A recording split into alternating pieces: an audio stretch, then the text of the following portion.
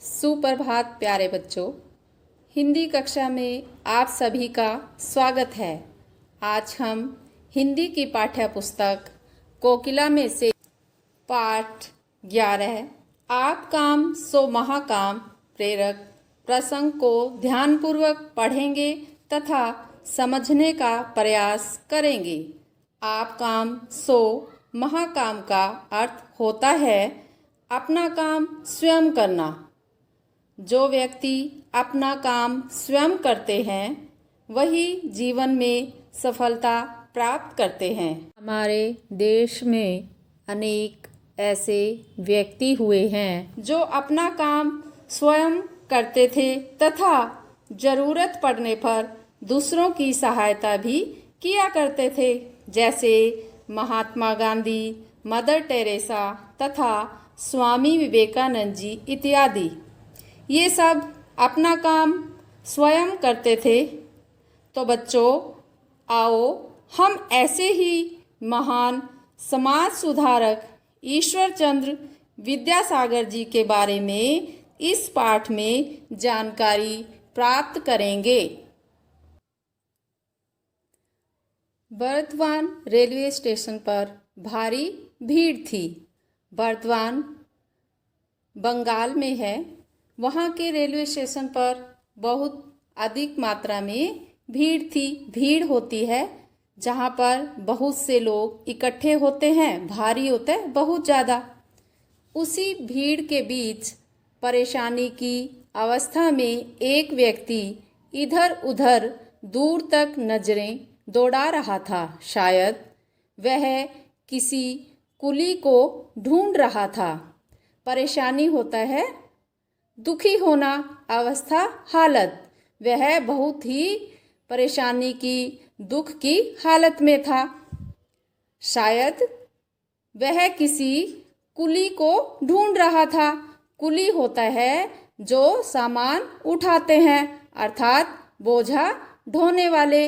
जैसे कि बच्चों, आपने रेलवे स्टेशन सबने देखा होगा, वहाँ पर कुली होते हैं जो सामान उठाते हैं, मगर उसे कहीं दूर दूर तक कोई भी कुली दिखाई नहीं दे रहा था। तभी अचानक धोती कुर्ते वाला एक सीधा साधा आदमी वहाँ से गुजरा।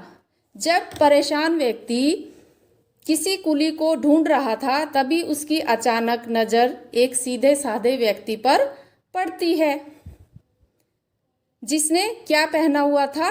धोती कुर्ता, सिर पर हैट और ठेठ अंग्रेजी वेशभूषा वाले उस परेशान व्यक्ति ने इस आदमी को ही कुली समझा और बोला। जैसे कि इस व्यक्ति ने क्या डाला हुआ है? हैट और अंग्रेजी वेशभूषा। जो उसका पहनावा था वो कैसा था?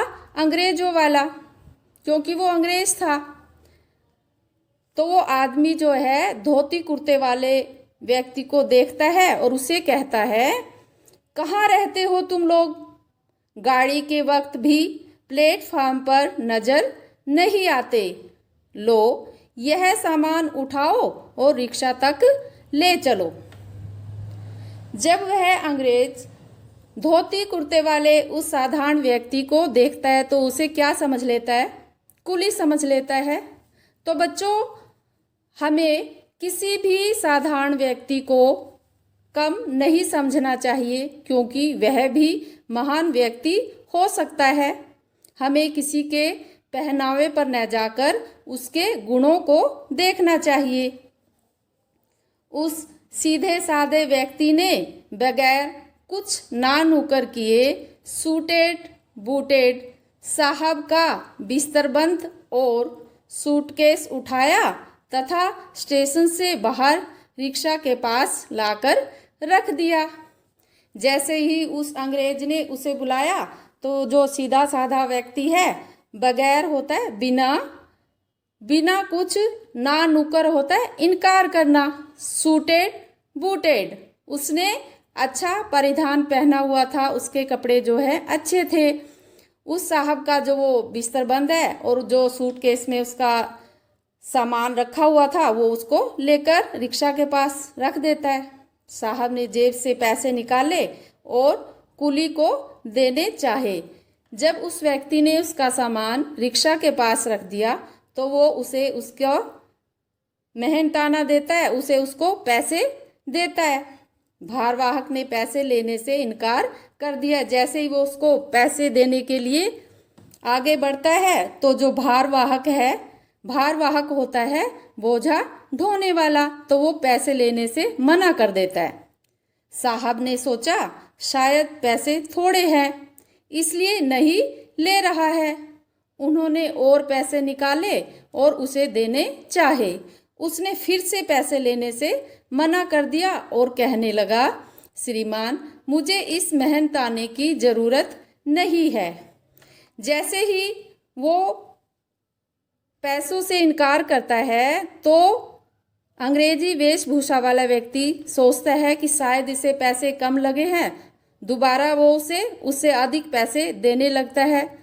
तो तभी वह साधारण व्यक्ति उसे कहता है, मुझे इस मेहनताना होता है मजदूरी की ज़रूरत आवश्यकता नहीं है। आप भविष्य में अपना काम स्वयं करने की आदत डाल ले तो वही मेरा मेहनताना होगा।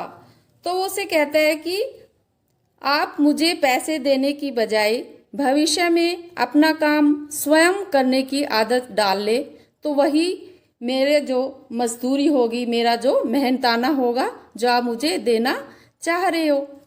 आप अपने पैसे अपने पर्स में रखिए। साहब उस धोती कुर्ते वाले की बात सुनकर वह आश्चर्यचकित हो गया कि कुली भी ऐसे बात कर सकता है। आश्चर्यचकित होना, हैरान होना।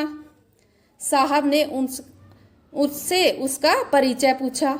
वो इससे जो धोती कुर्ते वाला साधारण व्यक्ति होता है उसकी बात से वो बहुत प्रभावित होता है और उससे उसका परिचय पूछता है।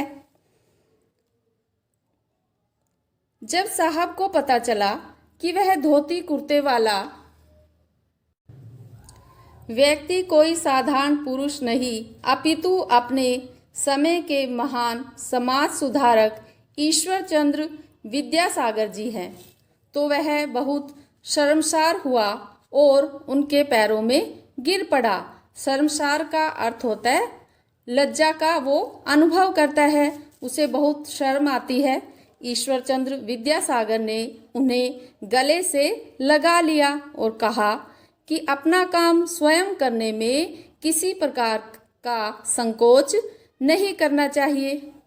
जब उस अंग्रेजी वेशभूषा वाले व्यक्ति को पता चलता है कि ये महान समाज सुधारक ईश्वरचंद्र विद्यासागर जी हैं, तो उसे जो है बहुत ही लज्जा का अनुभव होता है और उसके पैरों में गिर जाता है। जैसे ही वो धोती कुर्ते वाले विद्यासागर जी के पैरों में गिरता है तो वो उसे उठाकर अपने गले लगा लेते हैं और उसे कहते हैं कि हमें जो है अपना काम स्वयं करना चाहिए, दूसरों पर आश्रित नहीं रहना चाहिए।